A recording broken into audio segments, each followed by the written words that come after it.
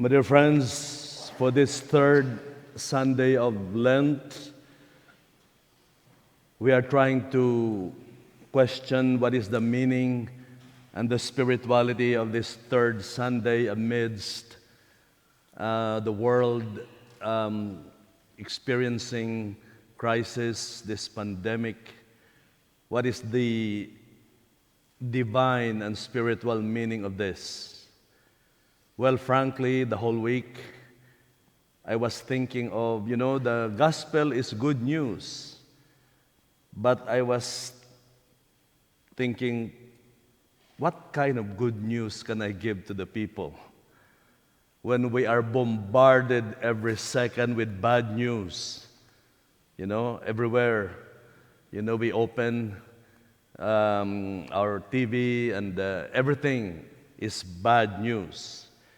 We hear about downturns and meltdowns, quarantines, isolation. It's so, you can only take as much. And so I was thinking, what good news can I give to the people? And, at this time, which is the very heart and peak of the season of Lent, when the whole world, people are isolated and quarantined, and all aspects of life are affected, there is only one reason. God wants the world to experience Lent. That's what God wants, the whole world to experience Lent. Lent is a time when we slow down and look into ourselves, examine ourselves, and find areas where we can discover true life. And we do that through prayer and silence and humility. The whole world is being forced by God to observe Lent. We are at the very heart of Lent, whether we like it or not. This is Lent, preparing ourselves a space for God in our lives. Now, every day we encounter crisis because crisis is a result of change. There are some serious crises like this, which is global, but every day we encounter challenges and crises. So we are used to it. But the good news here about crisis is crisis brings opportunity. It brings something good and beautiful.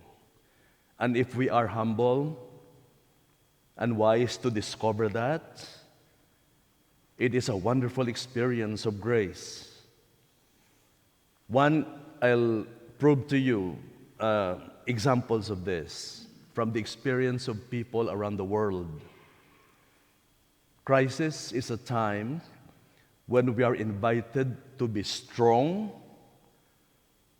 to get together, because we are surface inhabitants of this planet, and there is only one village, so we have to work together and stop tampering the earth. That is why the word for soil is humus, H-U-M-U-S in Latin. That is the root word of humility. That's what the earth is, humble and gentle. It has been here 4.5 billion years already. It survived everything, from cosmic movements and meteor bombardment, from cold and freeze, and it survived everything. There's nothing wrong with the earth. The earth is fine. The people are messed up. And the earth is not going anywhere. It has been here. We are. How long ago have we been here? The earth is 4.5 billion. The latest skeleton that they discovered in Africa is only 40,000 years. And heavy industry is only like 10, 20, 30 years ago. We are only here for a short while. Surface inhabitants, and if man continues to be destructive and destroying and killing each other, the earth will kick us out because we don't respect it. So, crisis, we need this. So we will wake up and start and stop hurting each other, to work together, because this is our home.